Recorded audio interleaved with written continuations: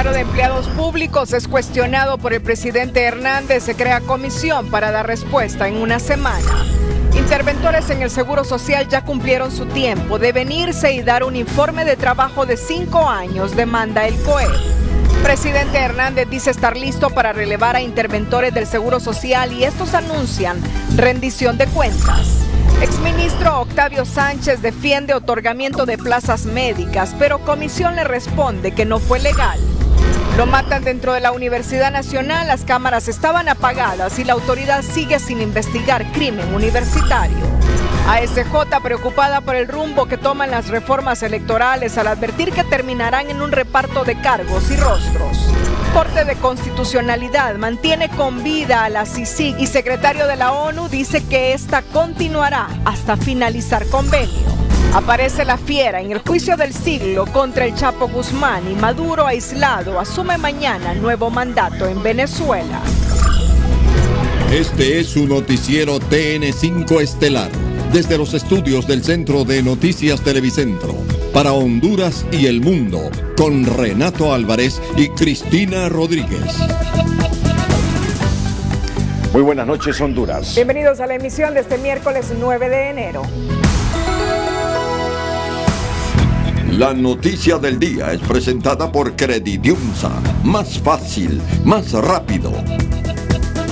Este miércoles el Consejo Hondureño de la empresa privada COEP dijo que ya es tiempo de cambiar a los interventores del Seguro Social porque en 5 años no han rendido un informe público de su trabajo a la opinión pública y estos le responden que están anuentes a rendir cuentas y salir de sus funciones cuando se los pide el presidente Hernández, tras asegurar que han hecho un trabajo muy profesional al frente de la institución. El COEP exigió que la Junta Interventora del Seguro Social informe al presidente y al pueblo hondureño sobre el trabajo realizado durante 5 años y solicitó al mandatario llamar a los diferentes sectores para conformar una nueva junta directiva del IS. Tiene 5 años y no ha presentado un informe de la situación del Seguro Social. Nosotros quisiéramos que el Seguro Social entregara la próxima semana el informe y que el presidente llame a los sectores a que acrediten sus nuevos delegados ante la Junta Directiva del Seguro Social. Miembros de la Junta Interventora aseguran estar listos para rendir cuentas y salir del cargo cuando lo decide el mandatario, pero antes se deben aprobar 3 leyes. La principal es la Ley Especial del Seguro Social, la cual permite crear el Directorio de Especialistas para los regímenes de salud, previsión y riesgo profesional. Lo hemos dicho que hay necesidad de hacer el ajuste o la reforma, aunque sea de un artículo a la Ley del Seguro Social, que permita introducir el Directorio de Especialistas que el seguro requiere. El presidente Juan Orlando Hernández respondió a los empresarios que él está dispuesto a dar el siguiente paso, pero se debe cumplir lo establecido en la ley marco. Y es el momento, creo yo, de cortar esa etapa y comenzar la nueva, donde ya nombremos en propiedad quienes van a dirigir el proceso. Ahora, yo les decía, hablemos de nombres, trabajadores, empresarios, gobierno, para que el paso que vengamos a dar más adelante sea de provecho a los usuarios del Seguro Social. Para Julio Raudales, 1 año de intervención es suficiente, por eso es necesario nombrar a las nuevas autoridades, pero no se debe escoger representantes del sector privado, trabajadores y gobierno, que se coluden para lograr beneficios económicos en deterioro de los afiliados. El problema del Seguro Social ha sido la colusión que se ha dado tradicionalmente para poder cometer actos irregulares. Y esto no inició en el 2010, esto venía de mucho antes. El sector obrero opina que la interventora ya cumplió su tiempo y se debe dar el siguiente paso, pero que no sea más de lo mismo. Si se va a terminar la intervención, tiene que saberse a quién se va a poner, porque no se puede venir a poner a cualquiera porque hay que terminar una situación. De acuerdo al COEP, en 5 años el Seguro Social ha recaudado 9.000 millones de lempiras y a través de un informe se debe explicar en qué se invirtió el dinero. La noticia del día fue presentada por Credidiumsa. Más fácil, más rápido. El presidente Juan Orlando Hernández anunció hoy que el gobierno está listo para nombrar a las autoridades en propiedad del Instituto Hondureño de Seguridad Social, porque considera que ya debe finalizar el trabajo de la Junta Interventora. Y es el momento, creo yo, de cortar esa etapa y comenzar la nueva, donde ya nombremos en propiedad quienes van a dirigir el proceso. Ahora, yo les decía, hablemos de nombres, trabajadores, empresarios, gobierno, para que el paso que vengamos a dar más adelante sea de provecho a los usuarios del Seguro Social. Hernández manifestó durante una visita al predio donde funcionó la Villa Navideña Sanpedrana que el martes comunicó a empresarios y trabajadores sobre la determinación para nombrar a los nuevos directivos en propiedad en el Seguro Social. Entre 10 y 21 lempiras será el incremento del 5% para los afiliados al Seguro Social, explicó el presidente del Sindicato de Trabajadores del IS. En el régimen de pensiones son aproximadamente 11 lempiras por cada afiliado. Y en el régimen de salud son 10 lempiras por cada afiliado. Pero no significa que en el Seguro Social hay más o menos 800,000 afiliados. Pero más o menos entre el 40 y 50% ganan menos de 8.882. Esas personas no van a cotizar más, no se les va a incrementar esos 10 lempiras, porque están bajo su techo. Y solo aquellas personas que están igual o arriba del techo, se les va a sacar esos 10 o 11 lempiras más. El director ejecutivo de la Cámara de Comercio e Industrias de Cortés, Pedro Barquero, calificó de irresponsabilidad seguirle imponiendo cargas al pueblo hondureño, y aunque admitió que el incremento es legal desde el 2015 y hasta el 2024 en base a la variación del salario mínimo, este debería suprimirse de inmediato. Esta noche en Opinómetro Televicentro le consultamos, ¿está o no de acuerdo usted en que se vayan los interventores del IS como lo piden los empresarios? Tiene dos opciones, así, B no. Opine enviando sus mensajes al 5550. Miembros de la Comisión Interventora del Seguro Social y los médicos de esa institución negaron hoy que las 8 muertes de pacientes renales que se suscitaron desde el 1 de diciembre de 2018 a la fecha fuera por falta de atención o de medicamentos. Sus decesos, aseguran, obedeció a factores de descompensación. No negar que han muerto pacientes que están en tratamiento de hemodiálisis en otras unidades de nuestro hospital, pero por otras causas, no por el tratamiento de hemodiálisis que se le está dando. ¿Cuántas personas han fallecido? Hasta ahorita tenemos registrados nosotros 3 personas. ¿En este año? En este año, que han muerto del corazón, han muerto de diabetes descompensadas, pero por el mismo problema. ¿Y el año en diciembre? En diciembre tuvimos 5 muertes de pacientes que estaban llevando el proceso de hemodiálisis, pero que también mueren complicados con infección. Daniel Mairena, directivo de la Asociación de Pacientes Renales, denunció varios fallecimientos en la sala de diálisis del Seguro Social por falta de personal médico, insumos y medicamentos, versión que negaron las autoridades tras aseverar que los 8 decesos producidos fue por otras complicaciones. Pero no dicen el descuido de los médicos, que en efecto no hay médico en la tarde. Antes teníamos, pero se fueron, porque no les dieron estabilidad laboral. El incremento de mortalidad, hace 3 años usted me entrevistó, e incluso una palabra que repudié el doctor Evandro Valladares, que dijo que la muerte de los pacientes renales era inevitable. No se acuerda usted cuando me entrevistó. Y en ese momento yo no dije que en diciembre de este año que acaba de pasar murieron 20. Dije que en agosto a diciembre, cuando empezó la empresa, fueron que murieron 20, y por eso puse la denuncia en los medios. En la sala de hemodiálisis, en el Hospital de Especialidades en La Granja del Seguro Social, se dializan 293 pacientes en 3 turnos bajo la atención de 2 nefrólogos que asisten en horas de la mañana, y en el resto de las jornadas hay internistas, aseguran las autoridades de la institución, que además explicaron que en los próximos meses se contratarán más nefrólogos pese a que son escasos en Honduras. Empleados públicos de varias instituciones del Estado suspendieron hoy sus labores desde las 6 de la mañana a las 12 del mediodía para exigir al gobierno el incremento salarial de 4.000 lempiras. Y hemos medido a nivel nacional, hay una paralización nacional. Hoy estoy en INSED, en otro momento voy para ENAC, que está paralizada educación, está paralizada salud está totalmente paralizado, como están paralizadas todas las secretarías de Estado. Creemos nosotros que se ha surgido la convocatoria y el llamado es al gobierno para que realmente una vez por todas definamos lo que es el reajuste de salario en beneficio de los trabajadores del sector público. Las medidas de presión son las primeras que se registran en el país desde mediados del siglo pasado y las autoridades del gobierno han mostrado anuencia a sentarse a dialogar para escuchar sus demandas.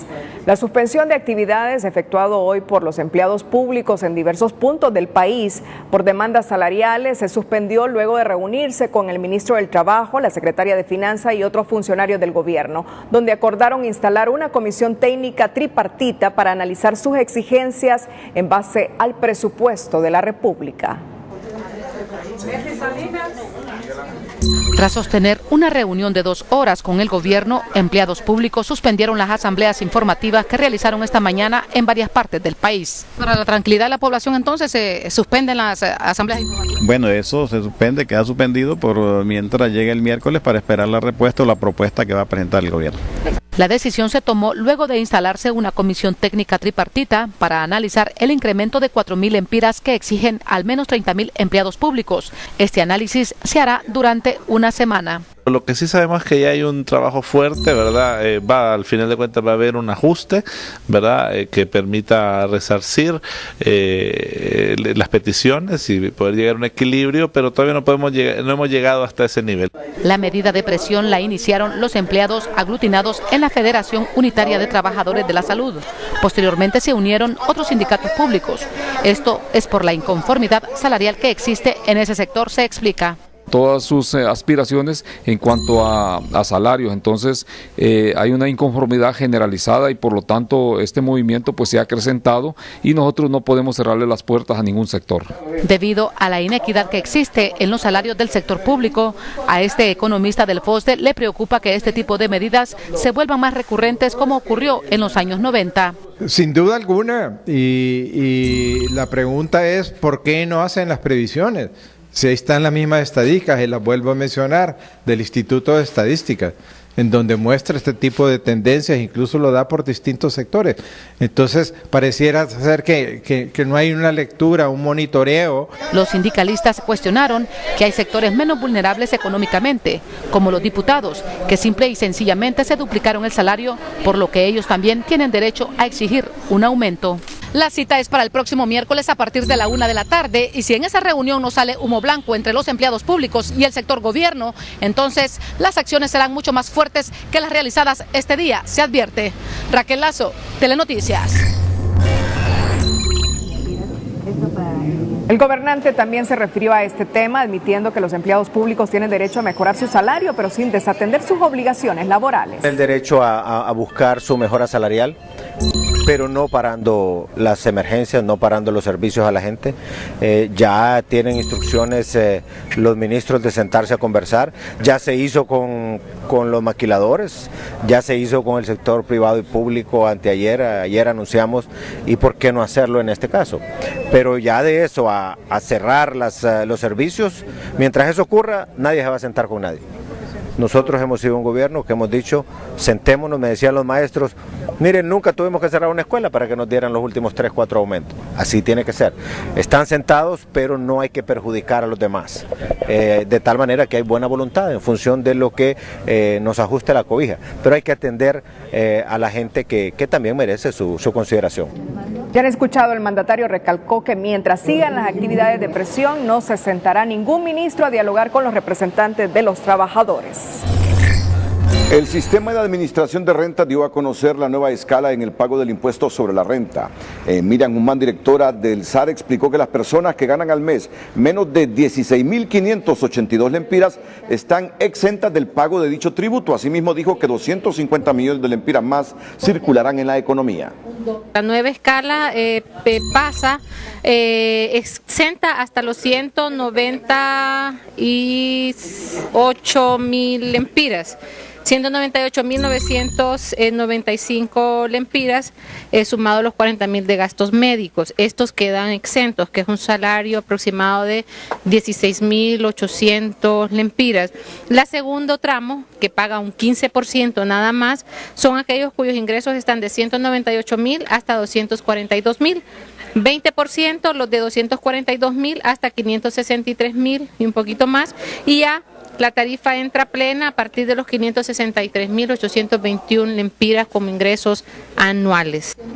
Explicó que toda aquella persona que gana hasta 198.995 lempiras con 6 centavos quedan excluidos del pago del impuesto. Los que obtienen ingresos arriba de ese monto deben aportar al fisco entre el 15 y 25%. Más adelante aquí en el Noticiero Líder, familiares de estudiantes de la Universidad Autónoma denuncian que por competir en un negocio interno en la alma mater mataron a su pariente. Antes, en nuestra nota positiva, le contamos la historia de Óscar Ocampo, un panadero que puso en marcha su propio negocio, pese a las adversidades en su vida, convirtiéndose en un poco más de un año en un exitoso emprendedor. La noticia positiva es presentada por Agua Azul. Todo bien, todo azul. La noticia positiva es presentada por Agua Azul. Todo bien, todo azul. Como la masa, la vida de Óscar Ocampo tomó forma lentamente después de trabajar durante 13 años en la oficina de la panadería de un familiar. De golpe surgió la idea de producir y vender pan y fue así que abrazó el noble y antiguo oficio de panadero. Todo se da por el nacimiento de una empresa, de un familiar, en el cual él inició en este rubro, ¿verdad? 13 años trabajé con él y eso me sirvió mucho para poder lo que es iniciar lo que ustedes ven ahora. El sueño de Óscar se convirtió en Valentina, una pequeña panadería en donde desde hace más de un año y con muchas horas de trabajo se fabrican y venden más de una docena de variedades de pan. Iniciamos solamente 2 personas nada más, lo que es el panadero, que es mi mano derecha, y yo en lo que se pudiera hacer, ¿verdad? Hornando, empacando, pesando, todo lo hacíamos solo 2 personas nada más. Este emprendedor sanpedrano de apenas 35 años quiere salir del molde tradicional, fortaleciendo su pequeña panificadora. Poderle dar oportunidades a más personas, ¿verdad? Porque la necesidad del empleo en Honduras es muy amplia. Ahorita hay mucha demanda de empleo y hay pocas empresas que están queriendo invertir en Honduras. Entonces nosotros los hondureños tenemos que vernos en la necesidad de crear fuentes de trabajo para los mismos hondureños. La panadería Valentina es un negocio familiar con alrededor de 10 colaboradores y con planes de expansión a nivel nacional y fuera del país. Pedro González, Telenoticias. La noticia positiva fue presentada por Agua Azul. Todo bien, todo azul. Le recordamos esta noche la pregunta de Opinómetro Televicentro. ¿Está o no de acuerdo usted en que se vayan los interventores del IS como lo piden los empresarios? Tiene 2 opciones, así, B no. Opine enviando sus mensajes al 5550. Agradecimiento. Gracias por las muestras de solidaridad, amistad y cariño recibidas a través de acuerdos de duelo, presencia en el sepelio, en los actos litúrgicos, para elevar las oraciones a Dios por el eterno descanso del alma de nuestro inolvidable Padre, abnegado abuelo, amoroso hermano, cariñoso suegro, fraternal cuñado, afectuoso tío y entrañable amigo, José Rafael Ferrari Sagastume. Gracias por su compañía en momentos tan difíciles y aliviar la pena de su desaparecimiento físico con testimonios que han transformado la tristeza con la alegría de saber que su alma descansa en las regiones que el Creador tiene reservada para los espíritus que en su paso por la tierra hicieron el bien y practicaron la doctrina de amor que Jesucristo legó a la humanidad. Que el Padre Celestial, su Hijo Jesús y su Santísima Madre la Virgen María le den el descanso eterno. Familias dolientes: Nolasco Ferrari, Pastor Ferrari, Villeda Ferrari, Fic Ferrari, Rivera Ferrari y demás familiares.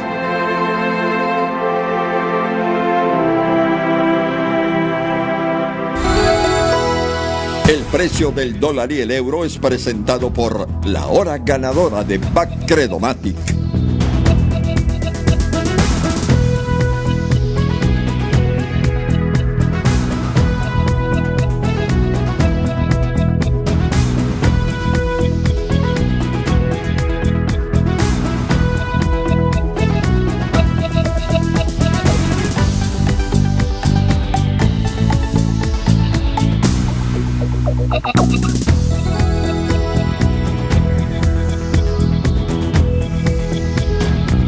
El precio del dólar y el euro fue presentado por la hora ganadora de PAC Credomatic.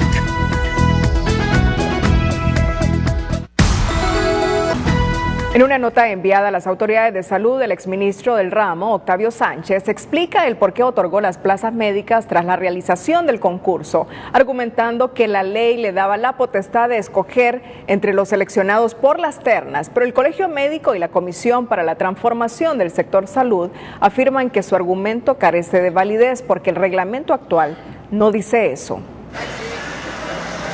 Mediante una carta remitida a la actual secretaria de Salud, Alba Consuelo Flores, el exsecretario del ramo, Octavio Sánchez, le explica que su participación en el concurso para plazas médicas se limitó a dar cumplimiento a la Ley General de Administración Pública que le permitió aplicar algunos artículos del reglamento del Estatuto del Médico Empleado del 2 de mayo de 1986, reglamento que quedó desfasado según el Colegio Médico de Honduras. Sí que el colegio sigue sosteniendo que quien le corresponde la plaza es al que ocupa el primer lugar, como dice el reglamento que fue aceptado por dos partes y que es el que está válido en ese concurso. En la carta del exsecretario Sánchez se explica que los médicos que obtuvieron los 3 primeros lugares en la evaluación tendrán preferencia para su ingreso, sin perjuicio de las facultades legales que tiene el empleador para contratar o nombrar, y que no existe ninguna disposición del Estatuto del Médico Empleado que obligue al secretario de Salud a nombrar a la persona que califique en primer lugar, algo que no comparten los médicos afectados. Ok, está bien, el derecho se lo otorga la ley porque es lo que dice el reglamento, que él es quien está en potestad de seleccionar, pero al momento de seleccionar no es que va a seleccionar a cualquiera de los 3, sino que tiene que seleccionar al primer lugar según lo que dice el reglamento. Los miembros de la Comisión para la Transformación del Sistema Sanitario aseguran que la postura del exsecretario Sánchez obedece a presiones políticas para garantizar plazas a sus recomendados. Estamos conscientes que van a comenzar las presiones porque ese Ministerio de Salud ha sido prácticamente un feudo de los diputados y de los gobernadores políticos. No hay forma de explicarle a un joven que ha concursado cómo en unos casos se da el primer lugar y en otros casos se le da la plaza a quien obtuvo el segundo y tercer lugar. Castellanos sostiene que la decisión de las anteriores autoridades de salud es un mensaje distorsionado a la juventud. Se le está enviando un mensaje de que de nada sirven los méritos ni el esfuerzo que ha hecho para que él obtenga un lugar en este país. La Comisión para la Transformación del Sistema Sanitario pidió a la Secretaría de Salud nombrar en base al reglamento del año 2011, donde se manda que los concursantes que obtienen los primeros lugares serán los nombrados en las plazas disponibles. Entre el 29 de mayo y el 7 de junio del presente año se desarrollará en la Sala Primera del Tribunal de Sentencia con Jurisdicción Nacional el juicio contra los ciudadanos Wilmer Samuel Álvarez y Luis Alejandro Castro Núñez, presuntos responsables del asesinato del exfiscal de Oro, abogado Orlan Arturo Chávez, asesinado la noche del 18 de abril de 2013 cuando se desempeñaba como coordinador de la Unidad Fiscal Especial contra el Lavado de Activos del Ministerio Público, donde trabajó por un periodo de 18 años continuos. Y nosotros no sabemos nada hasta el día de hoy, pero nos presentamos a las audiencias para saber qué pasó con la muerte de él, quién lo mató, quién es el actor intelectual. Eso el Ministerio Público, pues no sé si lo sabe, solo él puede dar declaraciones sobre esta muerte de él, ¿verdad? Nosotros no sabemos nada hasta los momentos, no ha habido una explicación.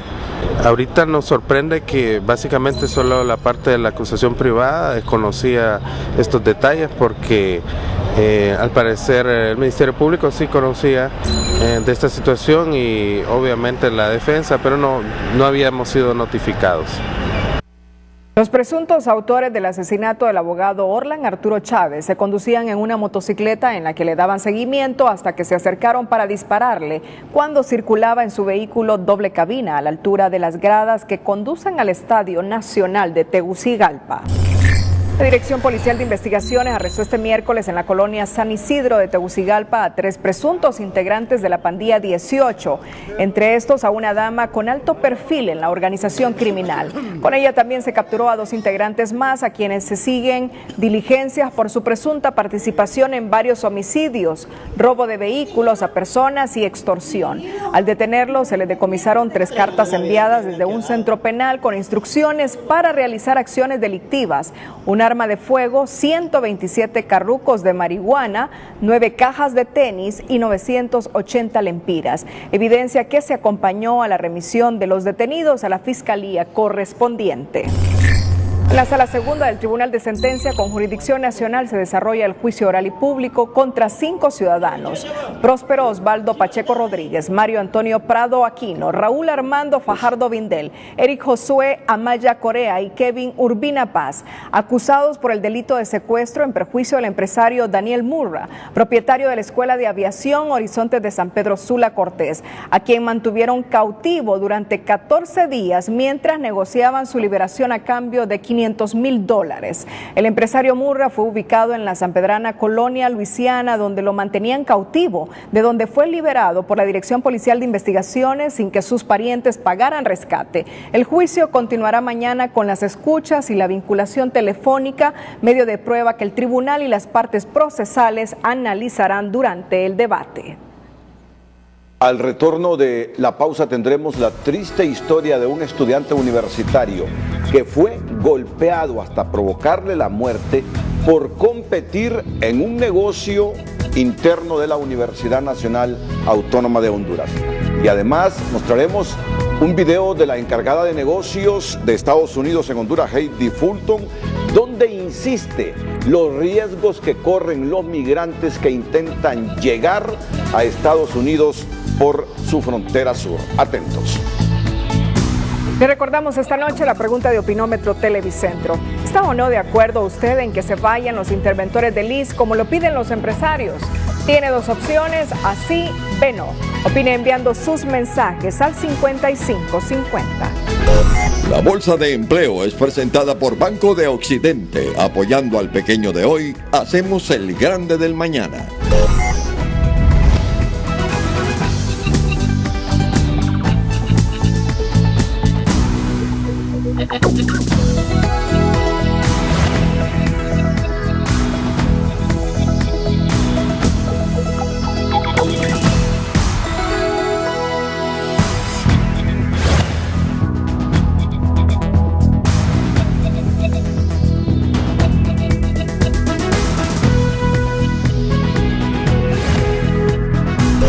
La Bolsa de Empleo fue presentada por Banco de Occidente. Apoyando al pequeño de hoy, hacemos el grande del mañana.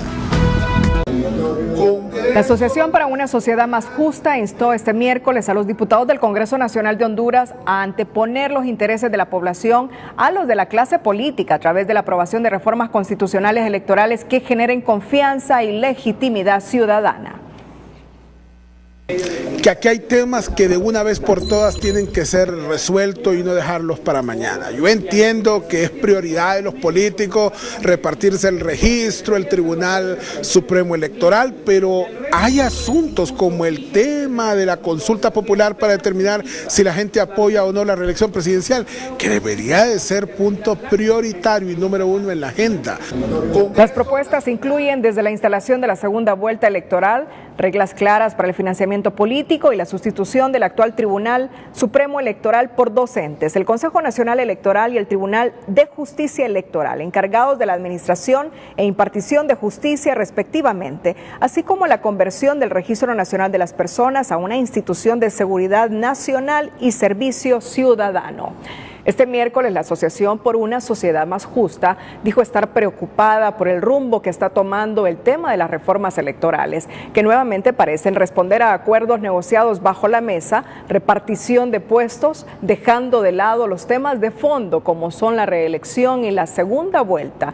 Y según los analistas, los políticos no han aprendido las lecciones del pasado.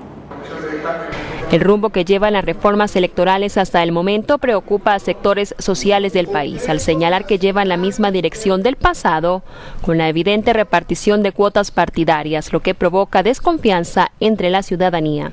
Estamos preocupados porque sentimos que es los mismos arreglos de corto plazo que siempre se han dado. ¿Qué va a pasar? Estos acuerdos de corto plazo que se están dando, especialmente entre el Partido Nacional y el Partido Libre, lo que están haciendo es que simplemente están preparando, ¿no?, el camino para las elecciones.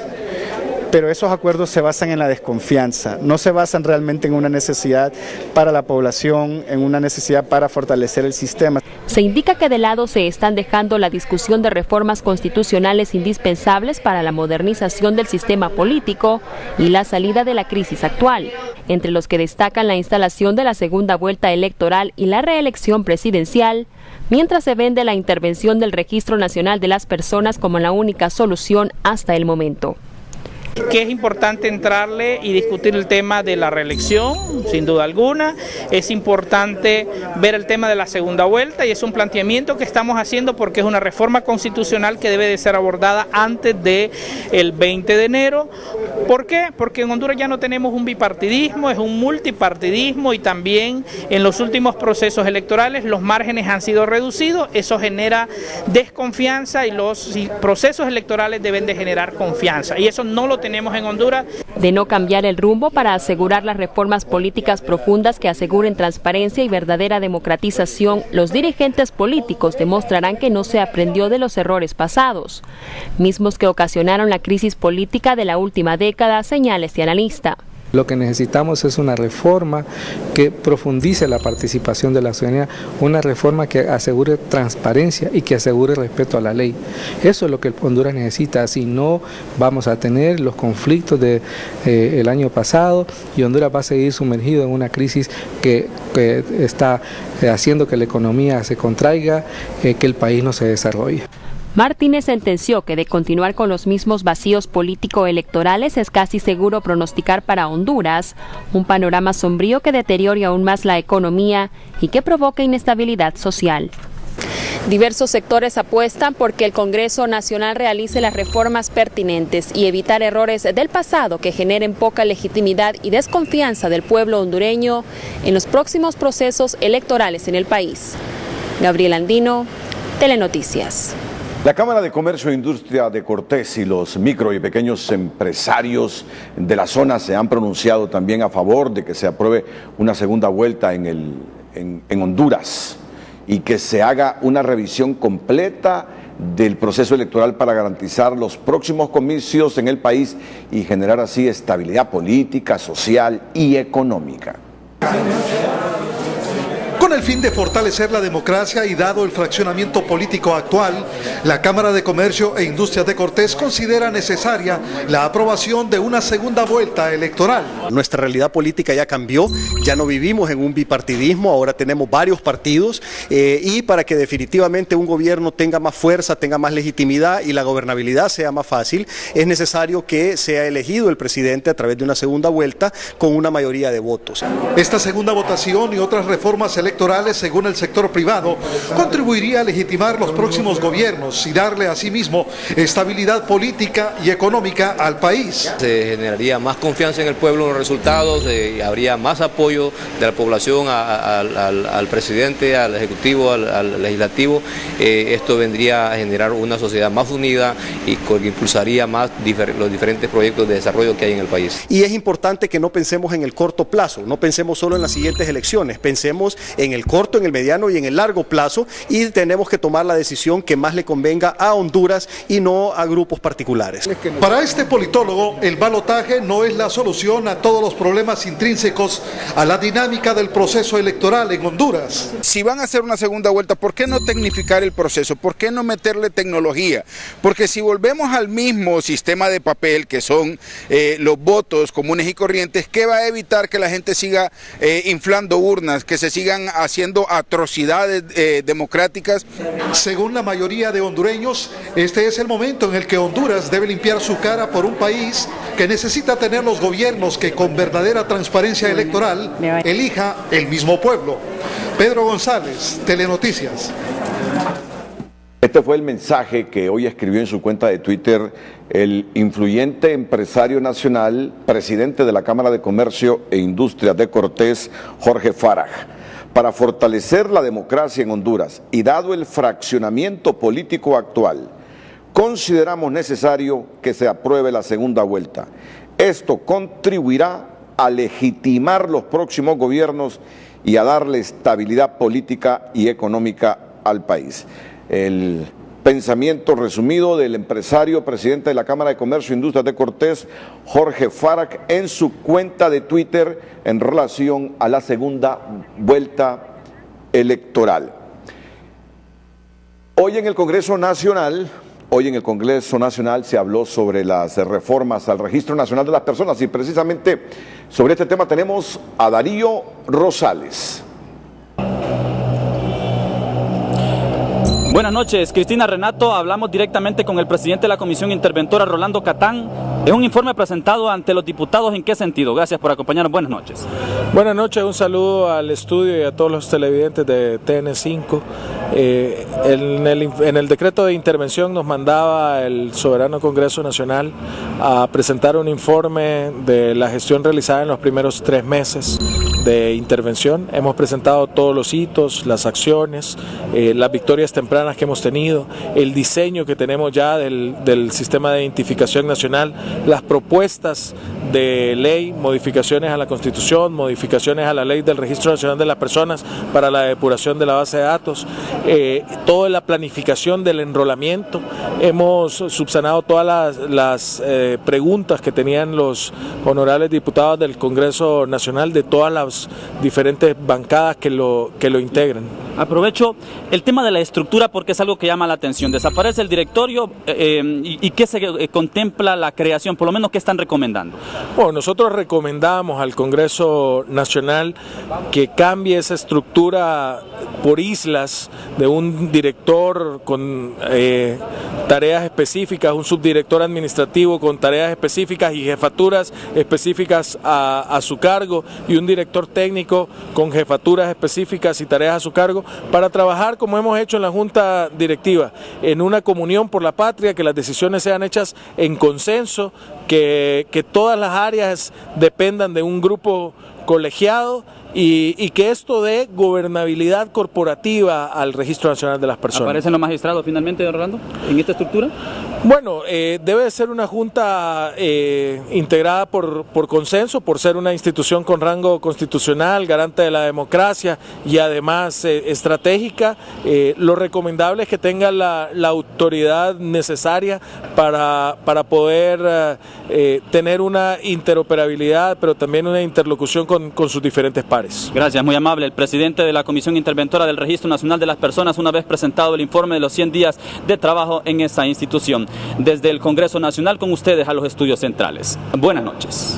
Gracias a Darío Rosales. En el mundo, en TN5, Raquel Romero nos relata que contra viento y marea, Nicolás Maduro jurará mañana para un nuevo mandato en Venezuela y amenaza al Grupo de Lima. Y en el juicio contra el Chapo Guzmán salen a luz sus amoríos con la Fiera, mientras en Guatemala continúa viva la CICIG tras fallo de la Corte Constitucional y el apoyo de la ONU. Hoy la encargada de negocios de los Estados Unidos en Honduras, Heidi Fulton, ha advertido nuevamente a los hondureños los riesgos que corren con esa migración a los Estados Unidos atravesando Guatemala y México, y presenta un video. Ella dice que estuvo en la frontera de Agua Caliente entre Honduras y Guatemala. Aquí los detalles.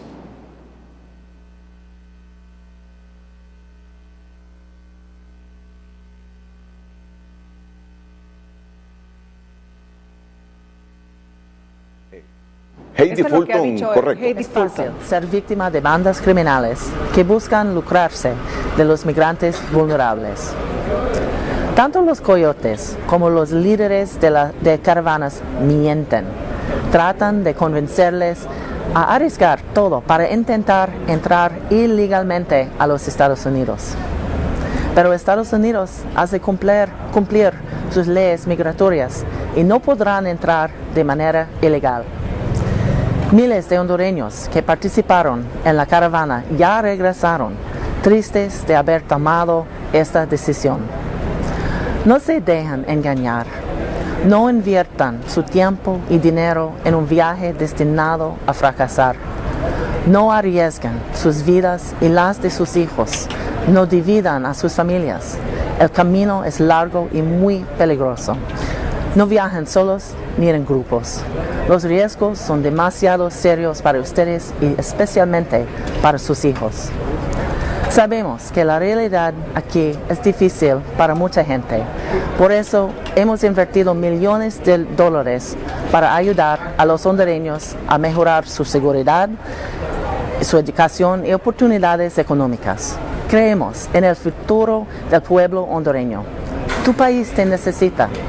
Sigamos trabajando juntos. Tu futuro, tu norte está aquí.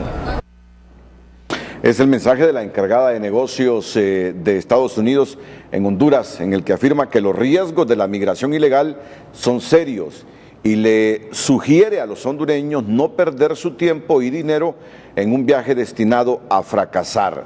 Les advierte que el camino es largo y muy peligroso y les recuerda que miles de hondureños que participaron en la caravana regresaron arrepentidos. En TN5 en línea, Cristian Nájera nos cuenta cómo la historia de una migrante hondureña y su hijo ha inspirado el video de un famoso DJ escocés denominado Te Encontré, al extremo que ha logrado fundar junto a otros músicos de renombre una organización para ayudar a los inmigrantes. Esta es la historia.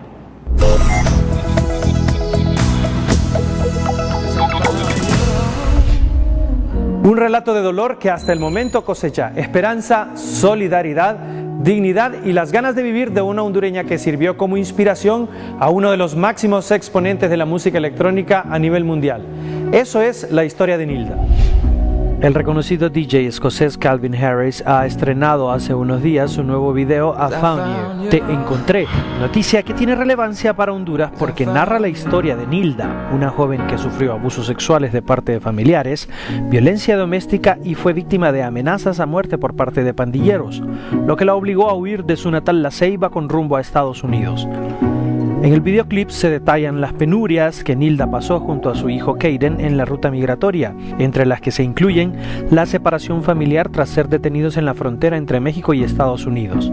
La producción en la que participan otros artistas fue grabada en La Ceiba durante 10 días, recorriendo el entorno de Nilda y su pequeño, además de México, Texas y Nueva York, donde Nilda se encuentra con su hijo a la espera de una resolución que le podría garantizar asilo en aquel país del norte del continente. Pero el relato no termina ahí, ya que el caso de la joven ceibeña ha servido para que Calvin Harris y otros músicos funden la organización Mientras Esperan, con la que ofrecen asesoría legal a inmigrantes que buscan asilo en Estados Unidos, además de otro tipo de ayuda con carácter humanitario. El video tiene más de 100.000 reproducciones en YouTube y las críticas de revistas y plataformas especializadas en música se caracterizan por palabras como poderosa y sobreviviente. La espera de Nilda y Caden continúa y seguramente el desenlace será tan poderoso como la historia misma.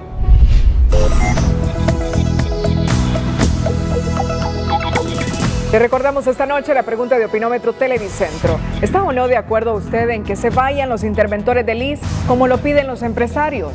Tiene dos opciones, así que no. Opine enviando sus mensajes al 5550. La muerte de un estudiante universitario de ingeniería a causa de una golpiza recibida en el campus de la Universidad Nacional Autónoma en la capital, tras amenazas recibidas por presuntos estudiantes por su trabajo de alquilar equipo de proyección de videos e imagen de data show, ha consternado a sus parientes que piden justicia, pues la investigación del caso está dormida. Las autoridades universitarias apenas sacaron un comunicado de duelo y la policía tiene en sus manos las evidencias sobre los responsables de este crimen. Telenoticias le presenta la primera de dos entregas de un caso mantenido en la impunidad. El joven Alan Gustavo Izaguirre Funes, de 24 años, era estudiante del tercer año de la carrera de Ingeniería Eléctrica de la Universidad Autónoma de Honduras. Un emprendedor que luchó por sacar adelante a sus padres y hermanos. Por ello, desde hace 2 años atrás, había comenzado a trabajar con una pequeña empresa de jóvenes que se dedicaban a rentar equipo de proyección de videos e imágenes data show dentro del mismo campus universitario, para así costear parte de sus estudios. Esta decisión tendría graves consecuencias, ya que el 4 de diciembre el universitario recibió una terrible golpiza en la Facultad de Química y Farmacia, aparentemente por presuntos estudiantes que se dedicaban a este mismo negocio. Yo me doy cuenta porque mi esposa me llama a mi trabajo, ¿va? Me dice que Alan fue agredido, que vaya a la universidad inmediatamente. Yo me desplazo a la universidad y lo encuentro en la clínica de la universidad, ¿va? Ya con el golpe en el pómulo izquierdo. Meses atrás, Alan había recibido fuertes amenazas dentro de la máxima casa de estudios. Le intimidaban, diciéndole que si no se retiraba del negocio le esperaba algo peor. Un negocio que, según narran algunos compañeros de aula, tiene mucha demanda en la autónoma. Se supone, o nosotros suponemos, de que la riña fue por eso, de que esas personas que ya estaban establecidas anteriormente pues no quieren competencia, entonces por eso quizás mandaron a atentar contra la seguridad de nuestro compañero Alan. Los fuertes golpes que recibió Izaguirre en su cabeza y cuerpo le dejaron 13 días interno en el hospital escuela, ya que sufrió una fractura en su pómulo izquierdo. En el hospital escuela nos dicen que sí sufrió fracturas, pero nos dicen que fueron fracturas solo del rostro, que por eso se le hizo una cirugía plástica, porque se le había fracturado un pómulo. Hablaba pero pausado, cansado, pasaba casi siempre dormido. El 16 de diciembre los médicos le dan de alta. Sus familiares narran que Alan nunca volvió a ser el mismo. Alan estaba mejor antes de ser operado. Después de que se operó, empezó a deteriorarse. Diarrea constante, diarrea de pura agua casi. Todo lo que comía lo arrojaba. Esos síntomas nunca desaparecieron, complicando aún más su salud, y el sábado 29 de diciembre del 2018 a las 10 de la mañana, Alan Izaguirre sufrió un fatal paro respiratorio. Él era el centro de la familia, prácticamente. Nos quitaron al miembro más, como le dijera, que nos unía. Los familiares de la víctima lamentan la falta de solidaridad por parte de las autoridades de la máxima casa de estudios, ya que emitieron un comunicado casi a un mes después del incidente que acabó con la vida de Alan, que entre líneas dice: Izaguirre Funes fue víctima de una agresión al interior del campus de Ciudad Universitaria por un supuesto estudiante el día 4 de diciembre del 2018. La cual, según relatos de la propia víctima y testigos, se debió a una disputa relacionada con el alquiler de equipos de proyección de videos e imágenes data show. Una reacción tardía por parte de las autoridades de la Universidad de Honduras, aseguran sus familiares, que hoy exigen dar con el paradero de los agresores de este universitario, que soñaba con ser un gran ingeniero eléctrico y que hoy ya no será posible. Información confiada a Telenoticias revela que el día del incidente, las cámaras de seguridad ubicadas en la Facultad de Química y Farmacia no estaban en funcionamiento y tampoco había vigilancia en la zona. Para él era la mejor universidad, él se sentía tan orgulloso de la Universidad Autónoma, y pensar que ahí es donde él perdió la vida es muy doloroso para nosotros. Y peor aún, que no se le dio la importancia de vida cuando él estaba con vida, y saber que pudieron haber hecho algo. Hoy familiares y amistades de Alan solo tienen recuerdos de cómo era este joven, el cual se distinguía por su dinamismo y emprendedurismo. Tenía una virtud, que era una persona muy positiva, siempre miraba hacia el futuro, ¿verdad? Esta irreparable pérdida para la familia Izaguirre revela lo desprotegido que se encuentran los universitarios de la máxima casa de estudios, que hasta la fecha se sienten inseguros estando en casa. En la aldea El Campotío, en Cucuyagua, Copán, René Rojas nos cuenta la historia de los menores de un centro educativo básico que no tienen dónde recibir clases este año porque se cayó el techo de la escuela. En la aldea El Campotío de Cucuyagua, Copán, se cayó el techo y una de las paredes debido a las lluvias. Declarar como emergencia la construcción de esta escuela en la comunidad del Copantillo, una necesidad en esta comunidad, y nosotros por parte de la corporación municipal ya días venimos gestionando y la verdad pues usted sabe lo difícil que es conseguir fondos por parte de la Secretaría de Educación, porque son tantas las exigencias y el recurso a veces es bastante limitado. Los niños finalizaron las clases en casas particulares el año pasado, en condiciones no pedagógicas, y existe preocupación ya que muy pronto comenzará el año lectivo, por lo que se le hace el llamado al ministro de Educación para que apoye con la comunidad, ya que es una de las más pobres del municipio. En un 65% a nivel del departamento de Copán es el deterioro de la infraestructura, según las autoridades educativas. Véame, cuando hemos hecho las supervisiones también lo hacemos en los bienes del Estado que corresponde a lo que es bienes inmuebles. La verdad que es una situación bastante grave. Eso se maneja a un 60-65%, abogado, ya que si no es una cosa es otra, si no es el piso es el techo, si no es el techo son los sanitarios. René Rojas, Telenoticias. Hace unas horas se habilitó el tránsito por el puente provisional sobre el río Umuya, interrumpido en Santa Rita desde la tarde de este martes. Al ceder un tramo, sin embargo, ahora lo que queda es el clamor para que se concluya el puente principal, cuya labor se paralizó hace varios meses, y así evitar que esta situación con repercusiones para la economía de la zona se vuelva a repetir.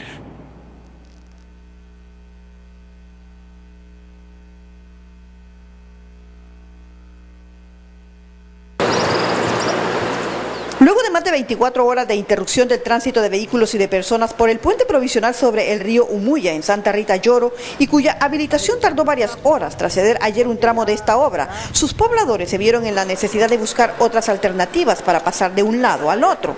Y tuvimos que subir escaleras. Tuve que subir escaleras para ya cruzar al otro lado. ¿Va para el trabajo? No, vengo del trabajo. Vengo de mi trabajo, pasé a las 5 de la mañana por ahí, pero todo bien. Esta es la tercera ocasión que se presentan inconvenientes en este puente, habilitado después del movimiento sísmico que en mayo del 2009 destruyó el puente principal. El puente principal sobre el río Umuya en Santa Rita Lloro forma parte de las obras que comprende el denominado corredor turístico. En mayo del año 2015 se colocó la primera piedra, sin embargo la obra aún no se concluye. Es lamentable esto, lo que está sufriendo todo el mundo, porque usted sabe que aquí sin pasar aquí, ¿pero a dónde? Arriesgándose a ahogarse al río. El clamor surge también de parte de algunos funcionarios, y es que esta vía conecta a varios municipios con Santa Rita. Sino que también la gente que pasa para Progreso Lloro, para Ceiba, para Colón, para Tegucigalpa, de todo, viceversa. Mire, el nuevo puente casi está todo. La verdad es que solo ambos cabezales, tanto al lado norte como al lado sur, es que hace falta. Sé que no es mucho. Si hubiera una autorización al final, pues yo sé que por parte de las alcaldías podemos rellenarlos y hacer el paso, pero tenemos que respetar los convenios que tiene el gobierno con las compañías.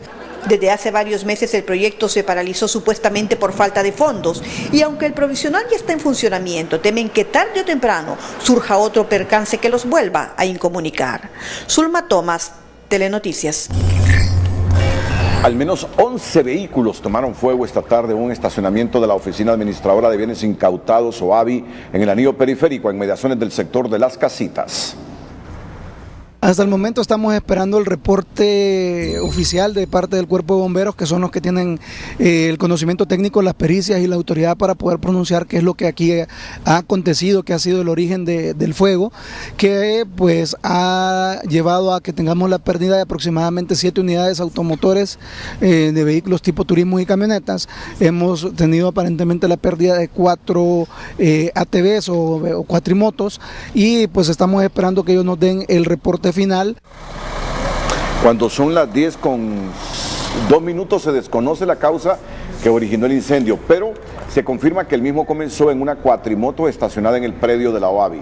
Cabe mencionar que los automotores aparcados en el lugar son traídos de varias partes del país luego de realizar allanamientos a personas vinculadas con actos irregulares.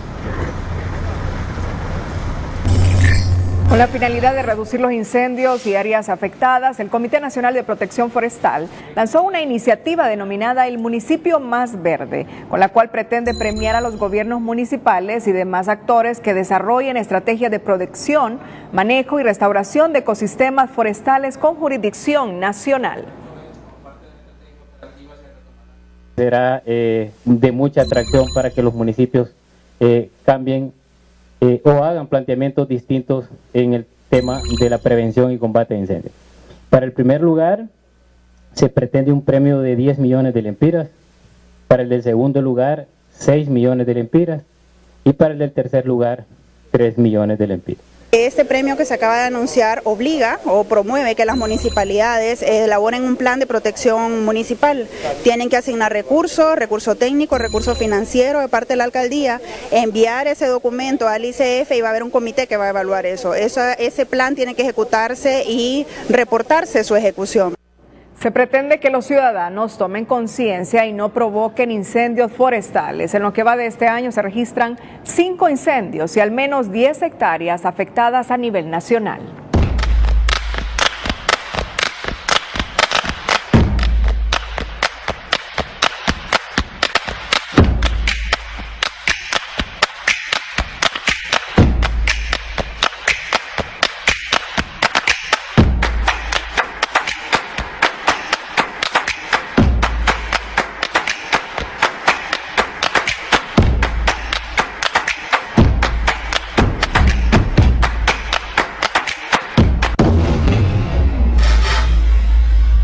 En el estado del tiempo TN5, César Quintanilla nos dice que las lluvias se intensificarán en Atlántida y Cortés para este jueves.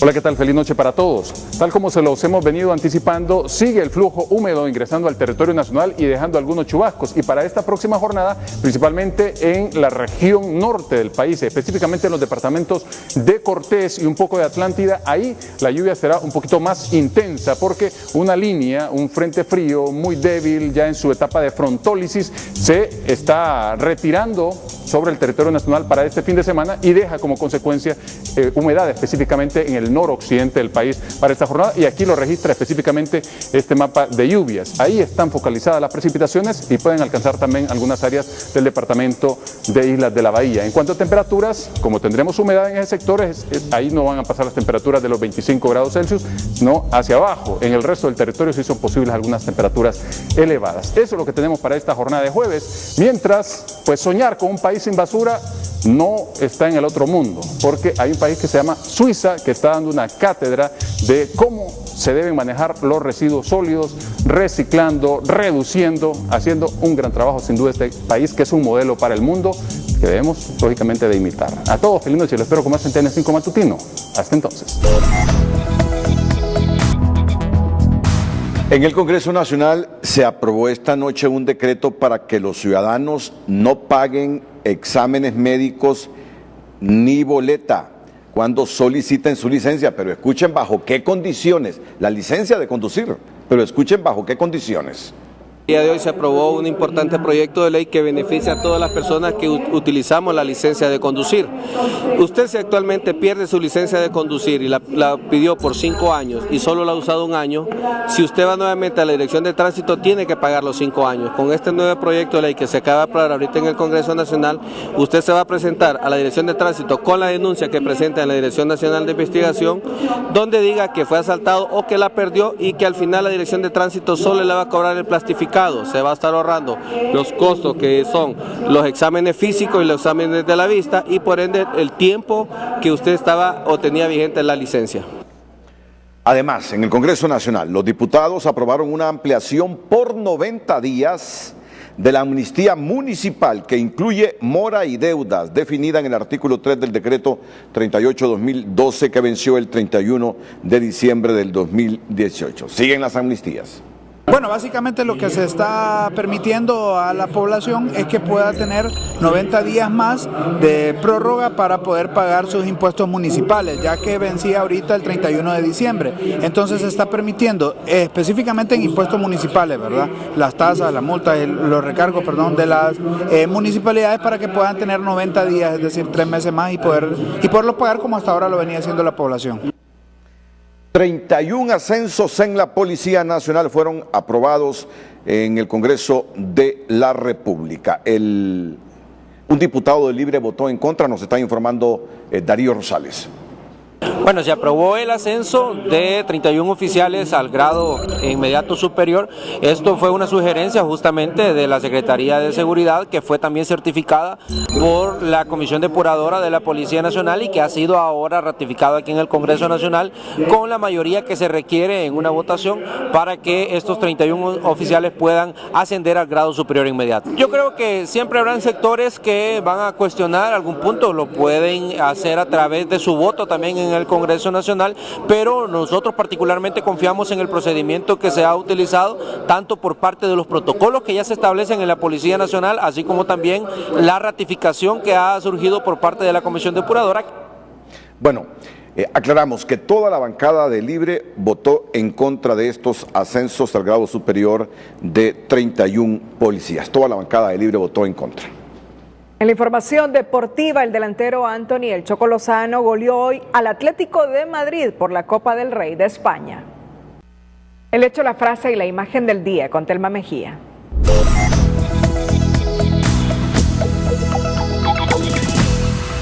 El COET pide la salida de los interventores del Seguro Social y demanda un informe público de 5 años de gestión. Estos le dicen que rendirán cuentas y se irán cuando se los pida el presidente Hernández. Así ve la ACJ el tema de las reformas electorales. Estamos preocupados porque sentimos que es los mismos arreglos de corto plazo que siempre se han dado.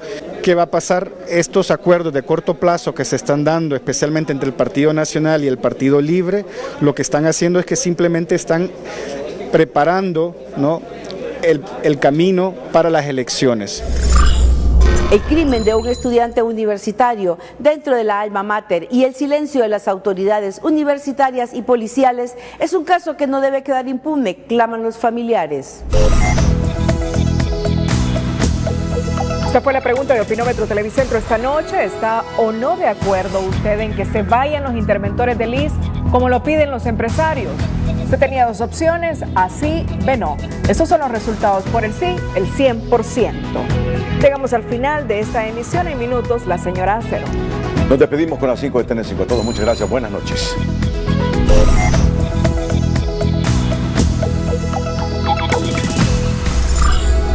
En una semana, una comisión tripartita dará respuesta a los empleados públicos que hicieron un paro de 6 horas por salarios.